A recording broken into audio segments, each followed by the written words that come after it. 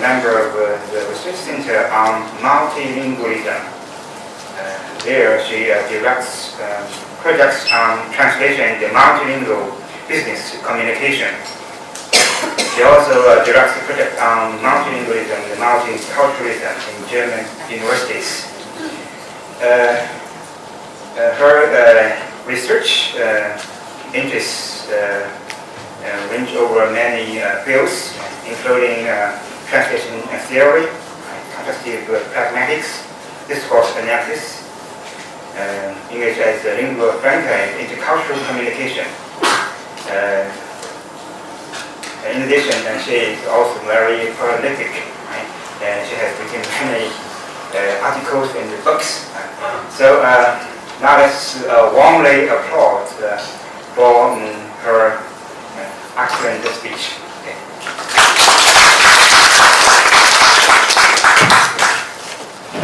Good morning, dear friends, colleagues, ladies and gentlemen, and thank you for the nice introduction. And also, I want to extend a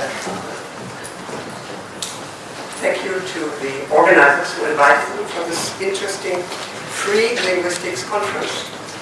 So, what I'm going to do, you can see on the screen here, I'm going to talk about English as a global lingua franca, whether it is a threat to other languages, to multilingualism, intercultural communication, and translation. And this is what I'm going to do. This is my structure. First of all, for those of you who don't know what the field of English as a lingua franca applies, I will very briefly define what it is. Secondly, I will ask the rather obvious question, why English? Why not Chinese or Spanish or any other language? Then I will debate the main question of this presentation, whether this particular variety or language or whatever is a threat to multilingualism or just an innocuous, useful tool for global understanding. I will talk about English as a lingua franca, for short ELF, which I will call it ELF, as a language for communication, and whether it's something like a neutral ground, as some people have maintained. I will then argue for a compromise position, not damning this particular thing, ELF, or not accepting it naively. I will argue this from three different perspectives: linguistic, psycholinguistic, and pedagogic. And finally, because I am, as you heard, basically a translation person, I will ask the question whether, if we all speak English everywhere and every time, whether this is a threat to translation. We don't need translation if everything is in English. For instance, there's no interpretation here for English on the assumption that everybody knows or speaks or is somehow competent in English. Okay, so what is this thing, English as a lingua franca? We can say it is a default language for communication between speakers of different mother tongues. It is characterized by a huge functional flexibility. It spreads over many domains. It has an openness for foreign forms. It ranges from very basic exchanges like thank you and sorry to elaborate linguistic forms of expression like papers written by non-native speakers in English. We can also say, many people have said, that there's a decreasing influence of inner circle L1 English native speakers, and as Henry Widdowson has said years ago, we can say English as a lingua franca, which is the language I'm speaking. I'm not a native speaker, many of you are not native speakers. This particular language or variety is not owned by the L1 speakers of English. We can also say that it's not a language for specific purposes. It's not foreigner talk, interlanguage, learner language. It's not globish, a very derogative term, or BSE, not an illness, but bad, simple English. Okay. Right, so it's an international language, a default language, as I said. It's a language used whenever no other means of communication is available. For instance, no translation is being considered by, or it's not considered useful by interactors. Okay? So, a language used as a medium of communication between groups of people who basically have different native languages, It can also, and is very often done, mixed with other modes of multilingual communication. For instance, code switching in my data, I'll talk about this later. Lots and lots of code switching goes on, or a new field called lingua receptiva, which applies to certain language families, for instance, Slavic languages, Romance languages, Scandinavian languages, where people speak their own language and sort of other people with a different language have a receptive type of competence. This has been set up by people who are basically against the use of English as lingua franca. Okay. ELF is a third language, a medium of communication, as I said, between people of different mother tongues by means of a third language.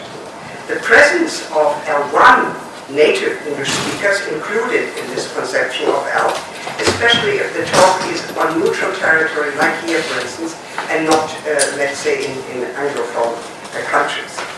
It's an international lingua franca because it's geographically not restricted. In fact, we can say it's the first true global world language in history, not due to the number of its native speakers, but due to the enormous geographical spread. And there's, of course, a wide range of uses of English as a lingua franca. The main characteristics, as Alan Firth has repeatedly written, is its great variability and instability. The norms depend on the types of people interacting and speaking this English as a lingua franca. And it's sort of, you could say, it's negotiated between these particular participants. The norm for English as a lingua franca can be the multilingual individual and his or her multi-competence. This has been suggested by Vivian Cook a long time ago.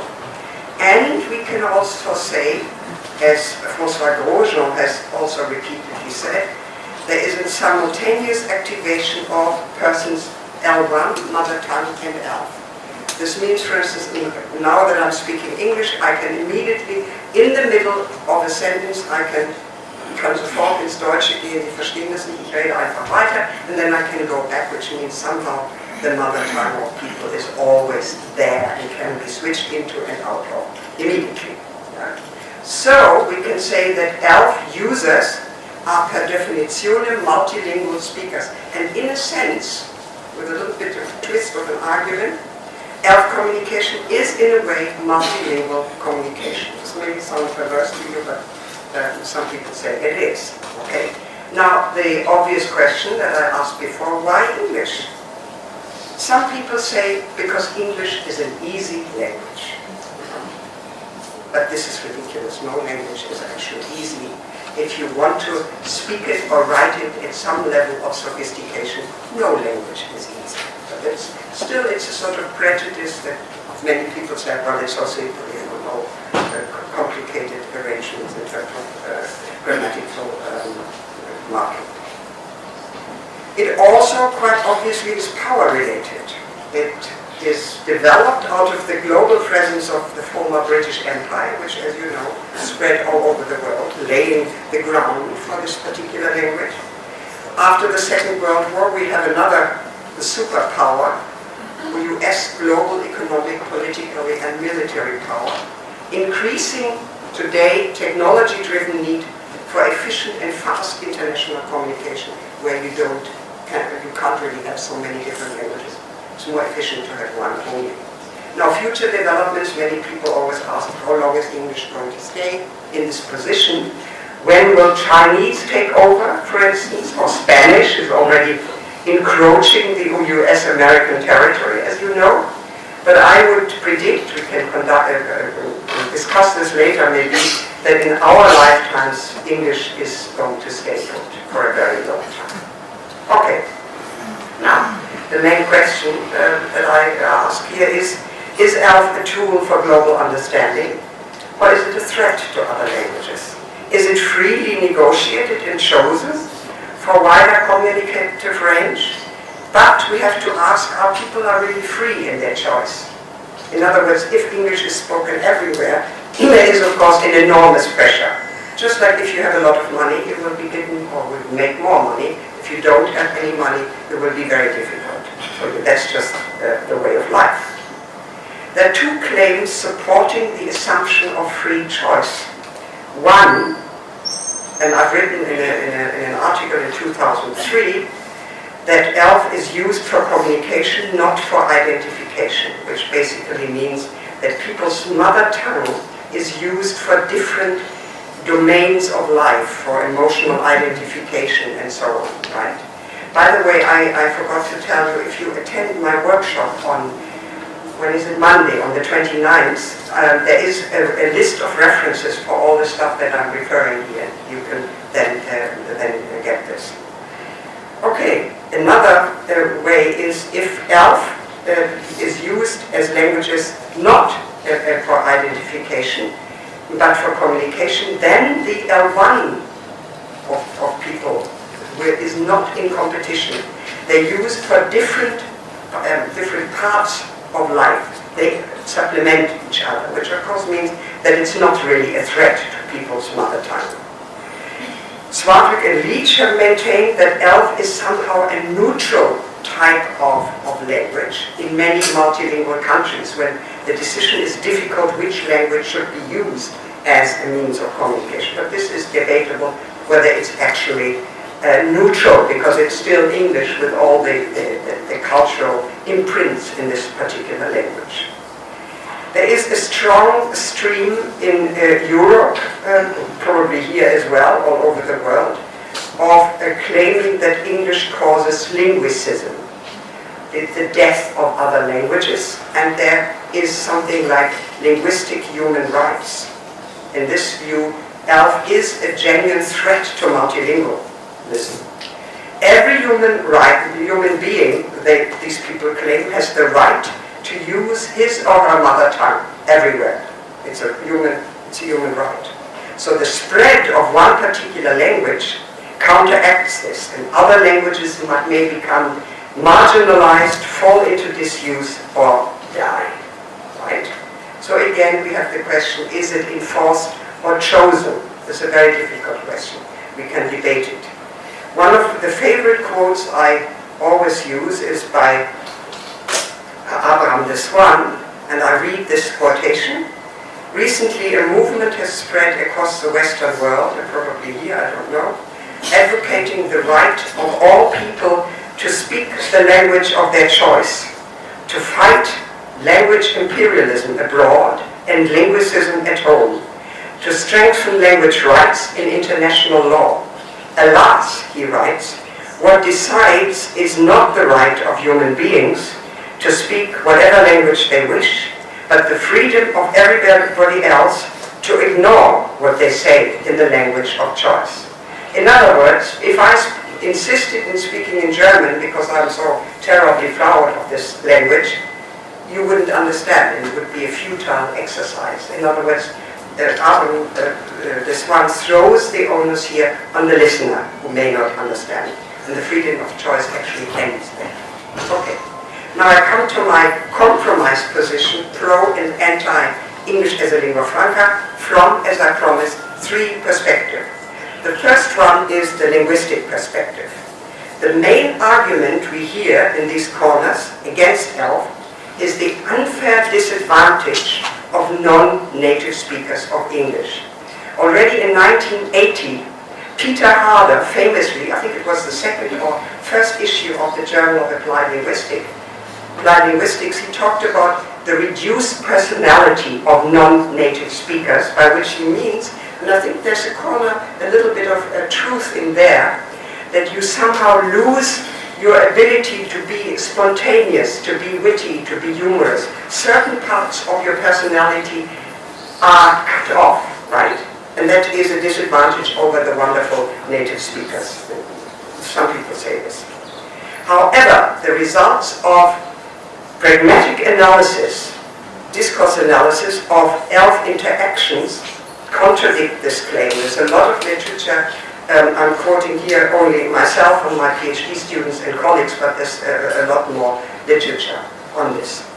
The major results of this pragmatic research into what actually happens when people use ELF in interactions is that it works, that there are surprisingly few misunderstandings, corrections, other repairs, which means there's a stark contrast to the results of the interlanguage studies that we all looked at for a long time, native, non-native interactions.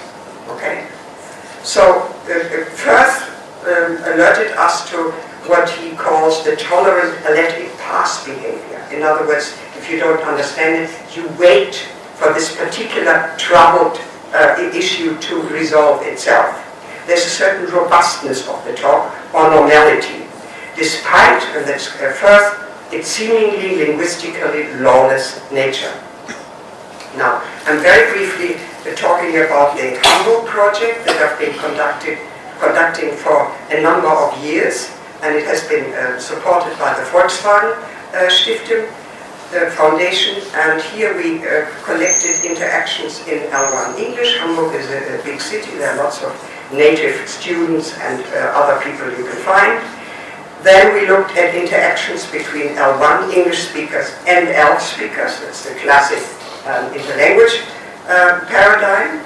And this is the heart of this project, ELF talk involving speakers of many different languages in different domains, both institutional. We looked in detail at academic advising sessions and lectures, and at small talk and conversations. And we used the classic way of collaborative interpretation by playing back the interactions to the subjects. The major result was the confirmation of previous findings plus a number of further features, which I will talk about now. There is noticeable a transfer of L1 discourse conventions in people's ELF talk. There's a very strong transfer, which in this paradigm, ELF paradigm, is not necessarily a negative thing, as people used to think in the past. If you have your mother tongue interfering with when you speak another language, it's bad, and it's actually, in this paradigm, it's not so bad. It's not interference so much as transfer. An example in the data, for reasons of time, I can't show it to you now. We discovered Asian ELF speakers, that's Korean, Chinese, Japanese speakers' tendency towards what we can call a cyclical topic management. The topic is sort of represented a lot in an interaction, and often this leads to non-sequitur to it. Just turns, it just doesn't fit, but people insist on it. However, the good thing of this is that the interlocutor routinely ignores this, and the talk remains normal and robust. They just ignore that this somehow doesn't fit. There are many other examples of transfer of L1 discourse conventions into ELF at various linguistic levels. I will talk about this in a minute. I was particularly fascinated by the use of discourse markers, or what we called gamblets, and their pragmatic function. So we discovered that there is a surprising, enormous frequency of the multifunctional gambit, what we call represent. It's just a more sophisticated term for repetitions, right? You represent something. Parts of previous speakers' move are represented such that working memory in this ELF talk is supported. Coherence is created. Receipt of the other's message is signaled, and understanding is confirmed. And it can be called a meta-communicative procedure that serves to strengthen awareness of one's talk. Since it is basically non-native talk, this is very useful. Here is one simple example. Joy, a Korean speaker, all names of course anonymized, and you mean that English, long pause, 2 seconds, is really getting important or taken for the education because the grammar is syntactic and the grammar is very easy. You have this again. And Wei, a Chinese speaker, just repeats the last bit, is easy, is very easy, for him to continue the conversation. That makes it easier, right? Now, represents are in the literature also called echo elements, mirror, or shadow elements, because you shadow what the previous speaker has said. They are typical of other domains of interactions, namely psychotherapeutic interviews. Typically, the psychotherapist repeats what you said in order to wait for you to yourself present the therapy. Instructional talk, teachers do this a lot to elicit something from the students. And of course, aircraft control discourse, very important that people understand. Information is deliberately restated, okay? And the fact that ELF speakers imitate these long-standing conventions is proof of what I may call their well-developed strategic competence. Another feature of our findings of ELF talk is the type of solidarity and consensus reflected in the co-construction of utterances. Okay? So there's a demonstration of consensus despite the enormous cultural and linguistic differences, which creates a certain feeling of community and group identity. We're all in the same boat. We're all non-native speakers. Okay? And speakers support one another by the, you know this when you speak English to people, they usually say something rather unnecessary and often wrong. They pay one another compliments. Your English is very good. It may be not very good, but they just say it. Okay? Here's an example of the collaborative construction of talk. Again, this Joy, the Korean person, says, I recently read an article in a Korean 2 seconds, very long. And then she says, code switching, Moment, German University. 4 seconds, it's quite embarrassing by then. And then Brit, a German speaker, suggests newspaper, internet.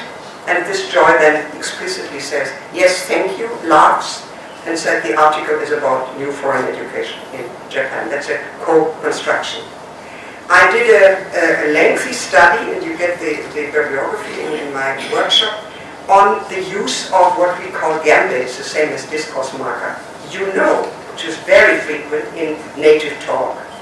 And I found that you know in ELF discourse is used as, unlike in native speakers, a routinized, basically self-serving speaker strategy to make salient coherence relations and to fumble for words, which is typical non-native speaker, you can't find anything, right? It is not, as I found out, used primarily as a polite edge or somehow an interpersonal expression. After all, you know it's the reader who somehow addressed, appealing to knowledge shared with the addressee, as tends to be the case with native English discourse. Okay, so in other words, this you know, I find in my corpus is used differently. I further, together with colleagues, you see the quotation here, looked at other discourse markers or gambits. I think, I don't know, I mean, particularly interesting the use of yes and yeah, which is omnipresent, so and okay. So in studies of both everyday and institutional ELF talk, we were able to show that these gambits tend to be reinterpreted by ELF speakers. They often use them in their literal meaning. You know, I think, I don't know, I mean is not used by native speakers in the literal meaning, but it is often used like that by ELF speakers who support their own talk to structure and monitor what they are saying. Okay. Now, let's move on. Another argument one often hears against English as a lingua franca is that it contaminates other languages, particularly at the level of lexis.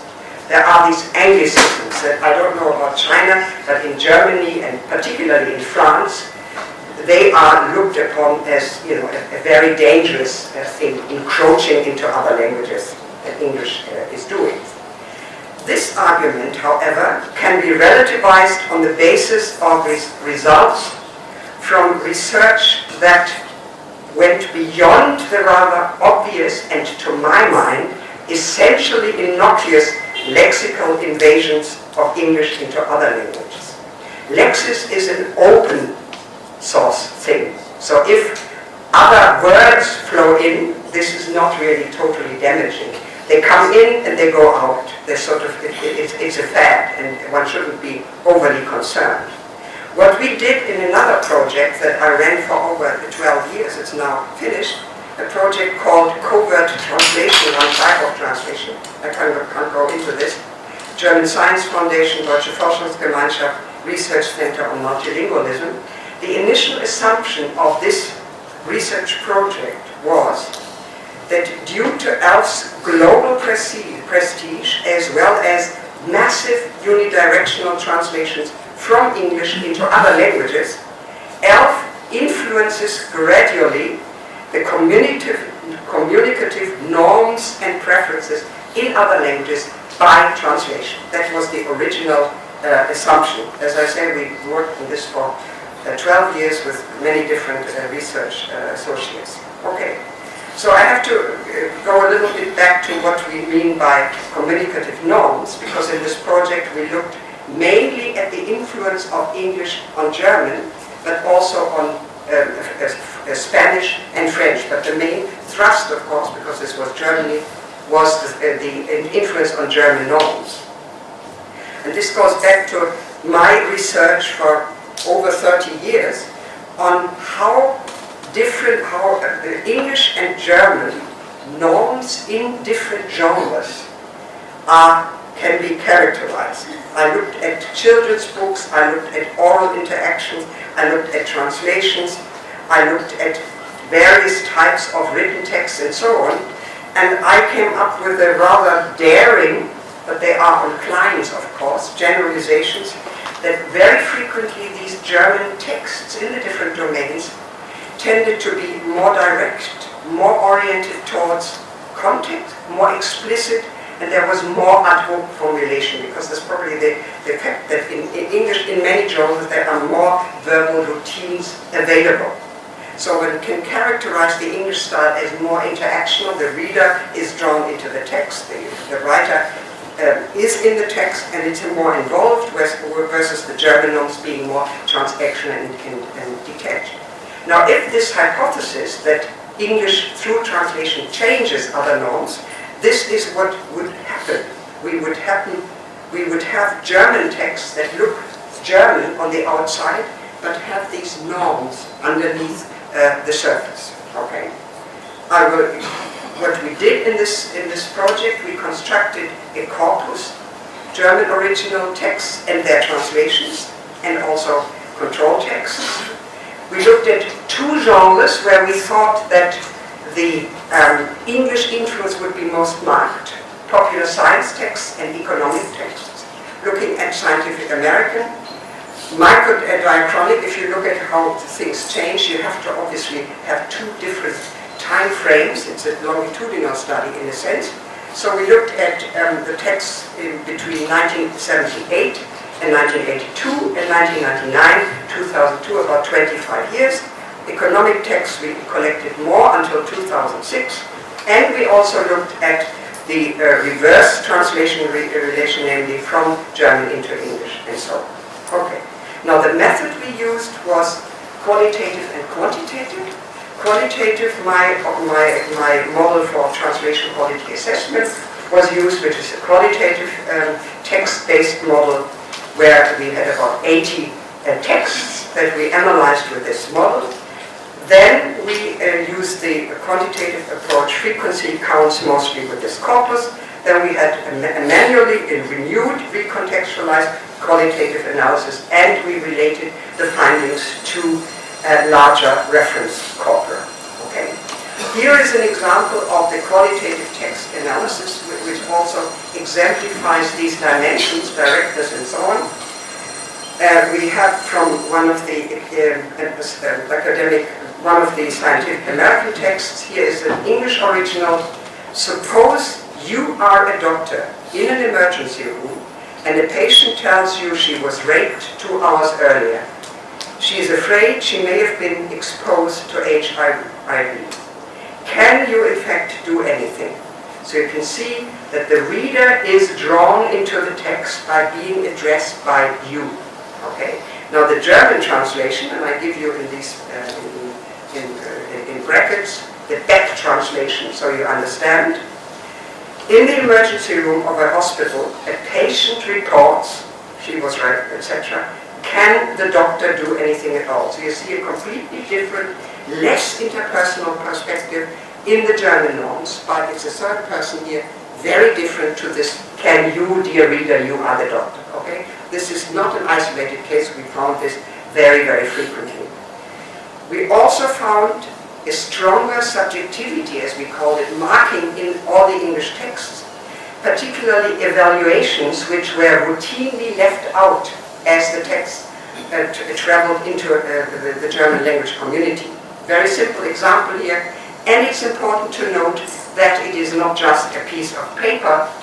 This, and it's important to note, which is an evaluation, is just left out. The German text starts with, it is not just a piece of paper. And more positively, here we have an evaluation at the beginning of the English clause, governments and other companies, etc. Again, this is left out, and the German the sentence starts with government and other companies prefer. Okay? So, the overall project results are that there is an increased frequency of linguistic means of realizing what we call subjectivity and addressee orientation, we call this. How you address the reader. With means like speaker-hearer deixis, we look at modality and connectivity, coherence and cohesion, in the German translations and original German texts over 25 years. So we could see an increased writer-reader interaction in newer original German business texts. There is literature by people who worked on the project, dissertations, and so on. Several of these of this work is available free online. Okay. Now, can we say 12 years of work that communicative norms and translation texts in translated and original German text change because of direct contact with English in translation? And unfortunately, we cannot, even after 12 years. Very disappointing, but true. There's no monocausal interpretation. In some cases, the originals change more than the translations, which means there can't be the effect or due to translation. And Jeffrey Leach and Meyer and other people talked about this. There seems to be a general trend in many genres towards personalization, colloquialization, and oralization in many genres over the past decades. Definitely, probably in economic texts, business texts, statements by global players, and so on. So, we have at least 3 interpretations that I have called here. The first factor would be the boo factor. Translation as a mediator of the English takeover. Okay? Where translation is actually responsible for the change. 2, the X factor. Universal impact of globalization. English is everywhere, as we know. So translation merely reflects the change. It is not the instigator. It reflects it. Or 3, the green factor. Translation as cultural conservation. Because translators are very sophisticated linguists, and they would obviously do their utmost to preserve the norms of the language into which they are translating. So translation resists change. In other words, we are left with an open question. Let us now turn to the psycholinguistic perspective on the use of English as a global lingua franca. Here we are confronted with popular claims that the massive influx of English lexis influences not only the language, but the thinking and concept formation of people when they use their mother tongue. And people also often bemoan the danger of using English, as is done all over the world, English as a medium of instruction in schools and universities, and the damage it does to. That's probably the same here. This claim, however, to my mind, is compatible with a strong version of the Humboldt-Sapir-Whorf hypothesis. Right? So, this strong hypothesis, as many of you will know, has long been refuted for at least 3 reasons. The first one being the universal possibility of translation. Roman Jakobsen wrote about this way back in 1966. Obviously, you wouldn't be able to translate if your thinking is completely messed up by another language, right? Secondly, as the Spanish philosopher Ortega y Gasset has stated in 1960 already, languages in use are what he calls anachronisms. In other words, when you use language in performance, that's what translators do also, these forms rarely rise to our consciousness. It's only perverse individuals like linguists who think about what they say when they say it. But normal, ordinary people don't, right? And three, there is converging evidence that multilinguals have a deep common conceptual store to which lower levels of language specific systems are attached. This is a psycholinguist Grosjean stressed this, in particular Michel Paradis in much of his more recent work. Okay. There is also evidence from neurolinguistic translation studies, first done by Price et al., and they show that multilinguals, and remember I said that these ELF speakers are multilingual speakers in a sense, they move very flexibly, and all of you are probably bilingual or multilingual, between L1 and L2. The two systems are distinct in the brain, but they are also permeable. Okay? With experts using these two languages, translators for instance, the processing is often shallow. When I jump into German, now I don't really go back to some deep thinking, I just do it. So I move from the forms of the language to other forms. There's also evidence in the literature. So we can say there's no proof of a direct link of only one particular language to thinking and conceptualizing. The consequence would also be that the increased use of ELF is unlikely to damage concept formation in your native language. Very reassuring, of course. Now let's briefly look at pedagogic perspectives. ELF as a medium of instruction in non-Anglophone universities. There are over 1,500 programs in Germany with ELF as the sole or predominant medium of instructions, probably increasing daily. So is this a damage to the students' mother tongue? You probably have lots and lots of English medium programs here in China as well. In Germany, there's a new tendency, because people thought it is rather dangerous, away from English only in Germany towards an increased instruction in English plus instruction in the native language. That's a very interesting PhD thesis by Anja Soltau.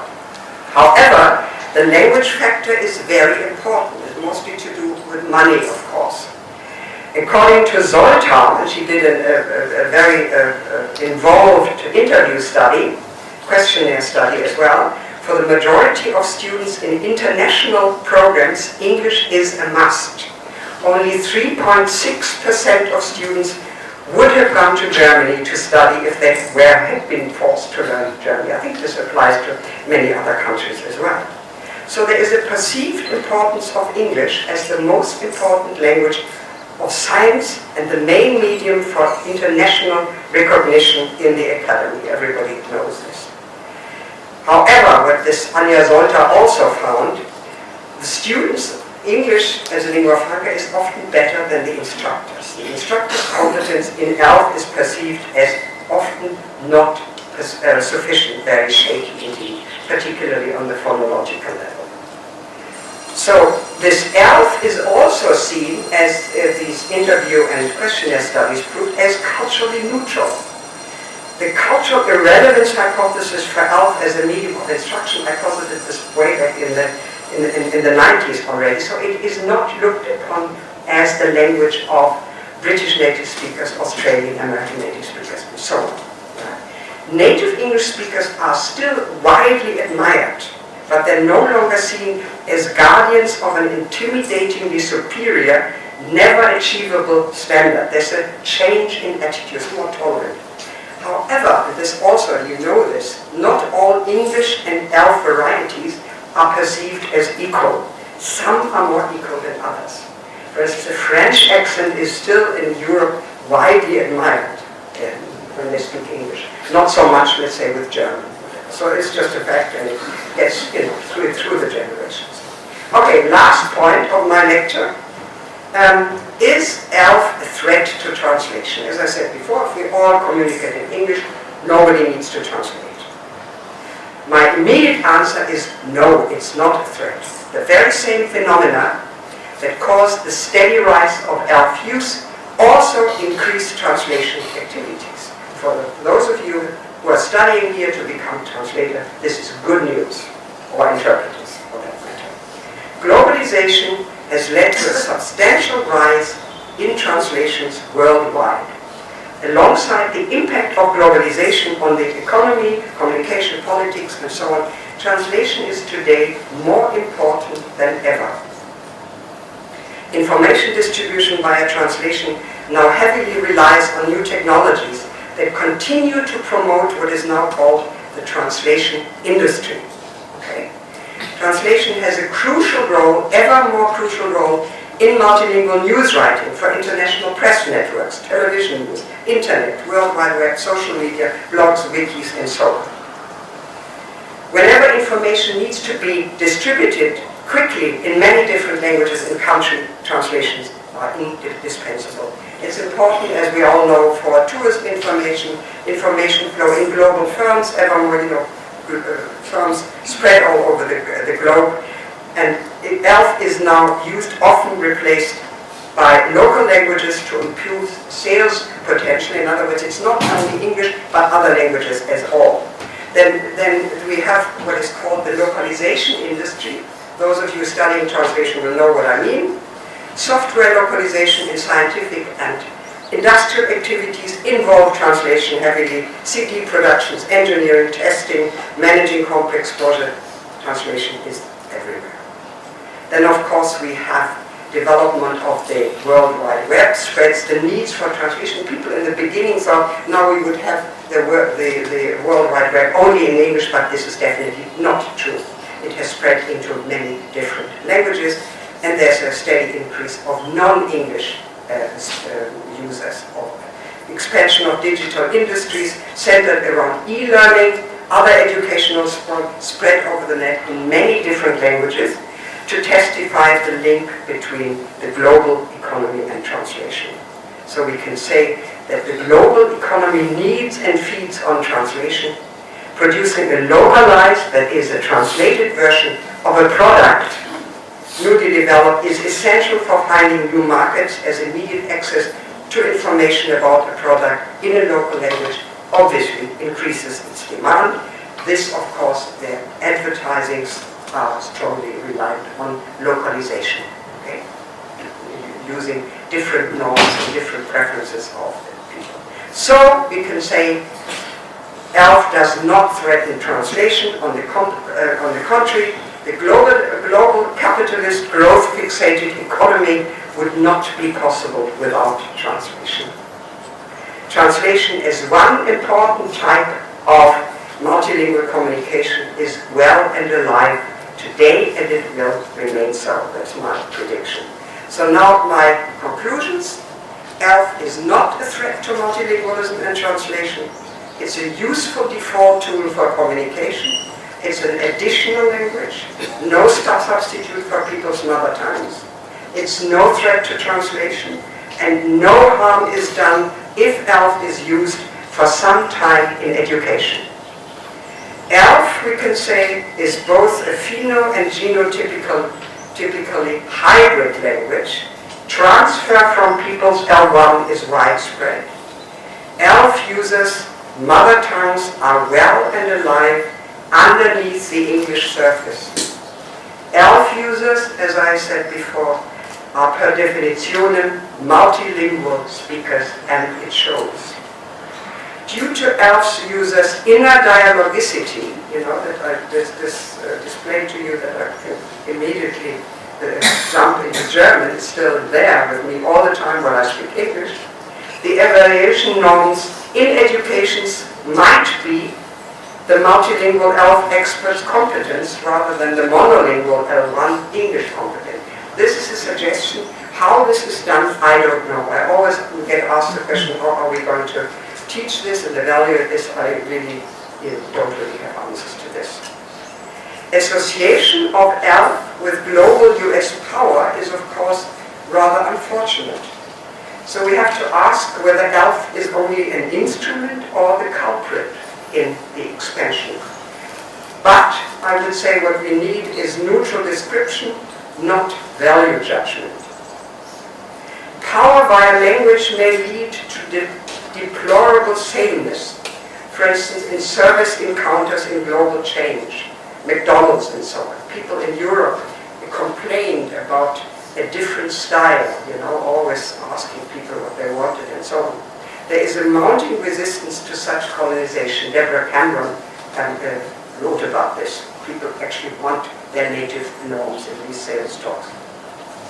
Language policy should opt for a third way, steering clear of extremes of fighting ELF for its linguistic imperialism or accepting it wholesale for its benefits.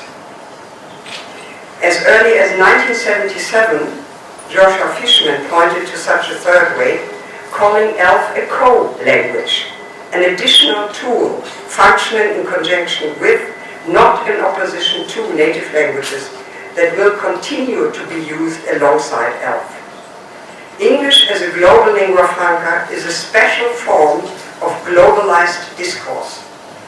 No more and no less, and it should be treated as such. Thank you very much.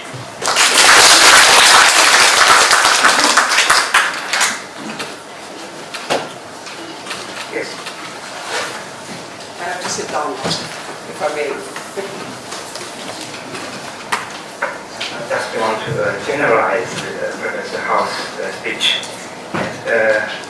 Professor House has given us a very excellent speech concerned with the English as lingua franca. She has given us the definition for ELF. And so I think most importantly, she has challenged some arguments against ELF, and so we cannot bedevil EFL nor utilize this kind of language, and she has put EFL in the context of globalization, right? And so has analyzed its status from many perspectives. The socio-cultural perspective, linguistic-pragmatic perspective, a psycholinguistic perspective, and the pedagogic perspective. Now, I think, in my opinion, the final purpose in the speech is to justify the importance of translation. Right? We cannot ignore translation in the context of globalization. So let's applaud once again for Professor House's speech.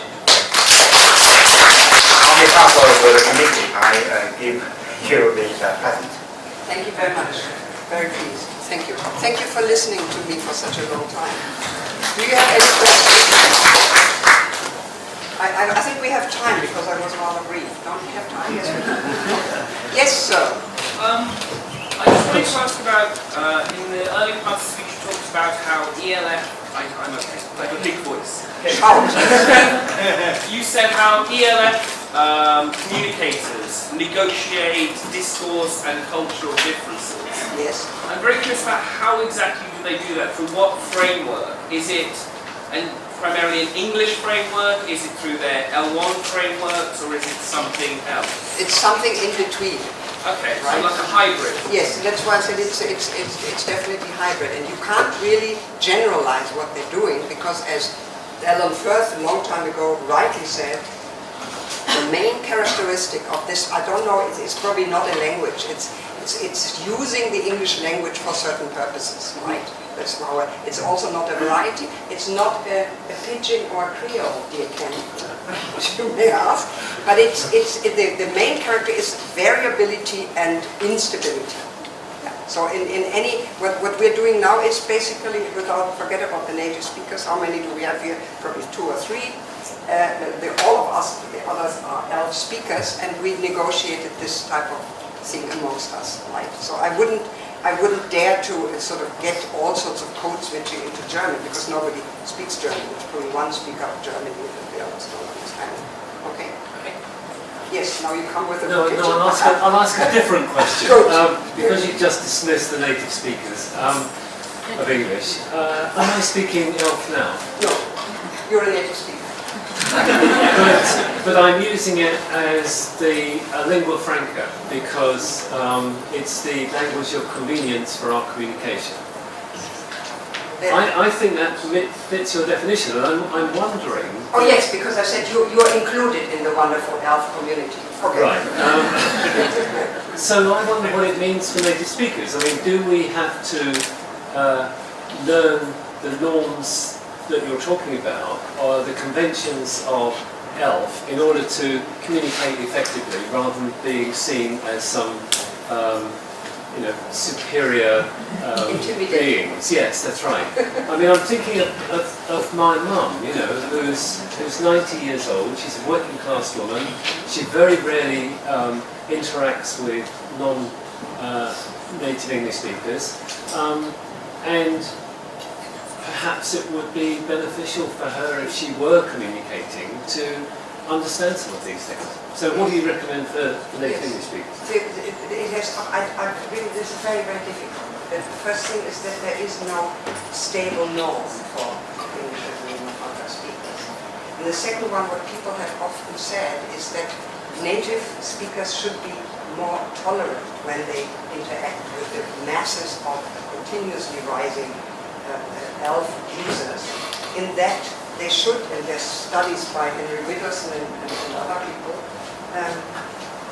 not use culture-imbued idioms.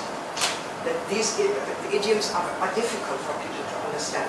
For me, and I've used English for 60 years or something or more, the idioms relating to cricket are still totally, I just don't understand. And I remember always asking my husband, who of course grew up in Britain, to explain it to me. So that's a sort of a slight compromise that one can expect by native speakers, this type of thing, right? Another thing is probably, no, I don't know, that's the only thing that I can think of. It's very difficult because it's so intensely variable. But there should be a sort of a step by the native speaker, which people do automatically. Or even if they use, let's say, cricket or nursery rhymes that people don't know, there's a reference made to them, that they explain this. I mean, it's natural. I mean, there is a sense in which particular varieties of ELF become reduced for communication. I'm thinking of science, science publication, that they're that this is this is a convenience for both native and non-native English speakers. Yes. That it's a very cut down language. Yes, but definitely not in the humanities. If you want to publish, you mentioned this in your talk, if you want to publish in a serious journal, you have to somehow to adapt. It happened to me, for instance. I'm still insulted by it a long time ago. Somebody reviewing the stuff I've read and say, well, the Teutonic style should be changed. Whatever the Teutonic style is. So one need to adjust to this knowledge. Yes. Regarding, it remind me of the thing that you mentioned earlier, psychological topic management. Psychological topic management by speakers. By Asian speakers like yourself. Yeah, because that reminds me of my old days when I wrote my thesis. I wrote my paper and my supervisor says, no, I know it's working in Asian countries that you circle around your topic, but it does not work in the English-speaking countries, that you have to conform to the expectations of the native speakers. Yes. So that's why it is very interesting to see the result. In oral communication as well. Yeah. So that's what we found. Yeah. Very strongly. My question relates to the genre of the text that you chose for your focus. You chose the popular science and economics. And business, yes. Yeah, could you please elaborate more the reason why the rationale behind your choice of that?